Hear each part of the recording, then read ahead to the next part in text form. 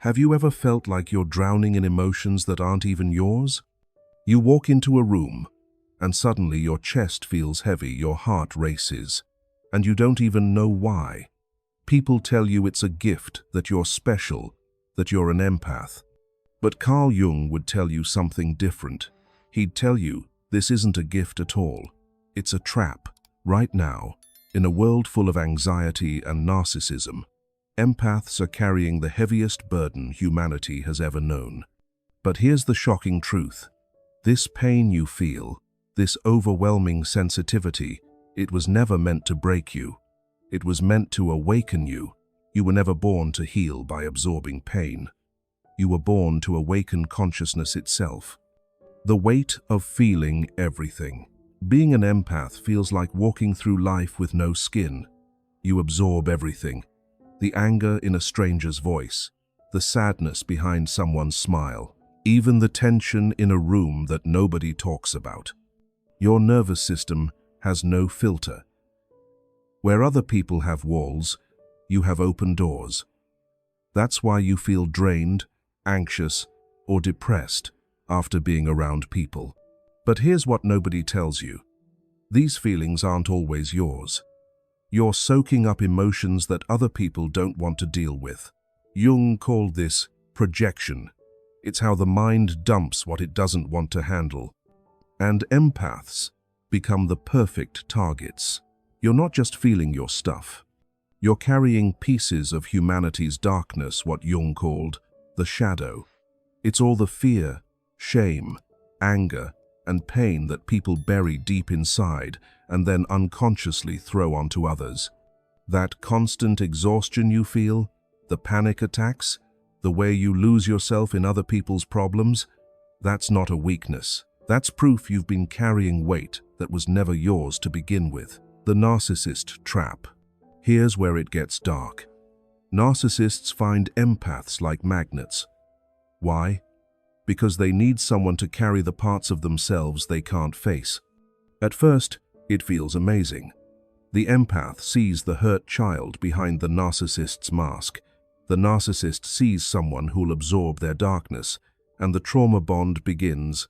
The empath gives everything. The narcissist takes it all. The empath tries to heal them. The narcissist drains them even more. And when the empath starts to pull back, the gaslighting kicks in. You're too sensitive. You're imagining things. You're crazy. But Jung understood what was happening. This isn't random cruelty. This is psychological survival for the narcissist. They're dumping their shadow so they don't have to look at it.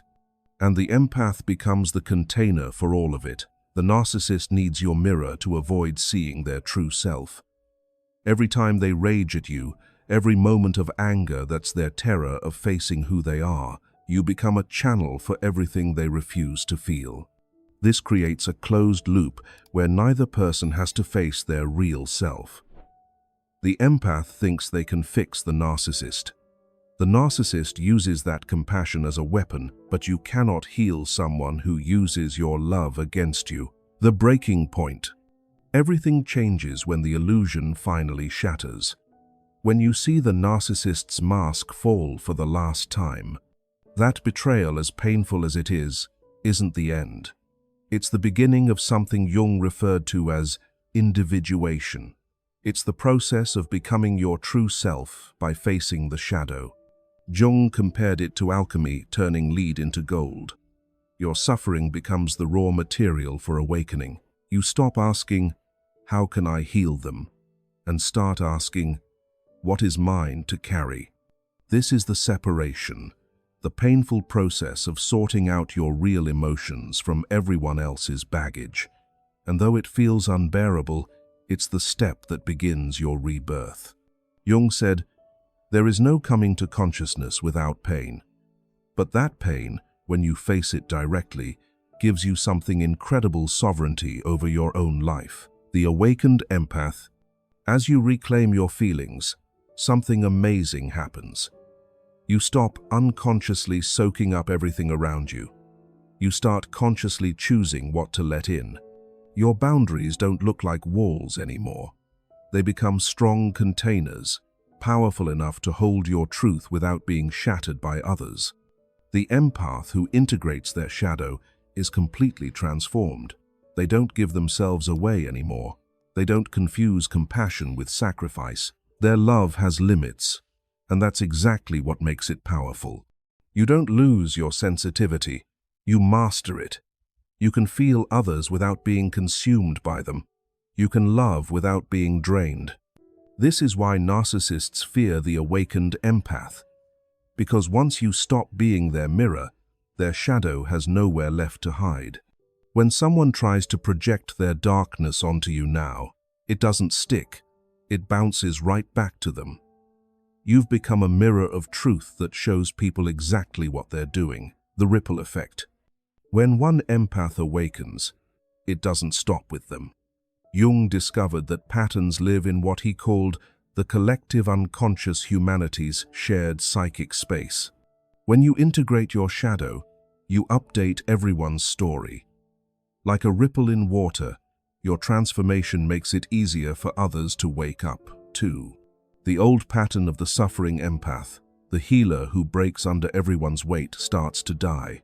In its place emerges something new, the sovereign empath, the conscious mirror, the one who reflects truth without absorbing it. This isn't mystical thinking. This is psychology. This is evolution happening on a collective scale. Every empath who completes this journey adds to a field of awakening. You're not just healing yourself.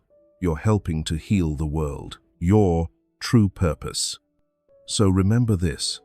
You were never born to heal by carrying other people's pain. That was never your job. You were born to awaken, to reflect truth, to show others the shadows they're running from. And when you do that, you don't just survive. You transform, you rise. You become the sovereign empath who no longer drowns in emotions, but walks through the world as a mirror of consciousness itself. The empath's curse was always meant to become the empath's power. Your sensitivity isn't your weakness, it's your superpower, waiting to be claimed. The question is, are you ready to stop carrying everyone else's darkness and start shining your light? If this message spoke to something deep inside you, don't keep it to yourself. Like, share, and subscribe, not just for more content, but to join a growing space where truth, healing, and self-discovery matter. This is Psyche Thera, and your journey is just beginning.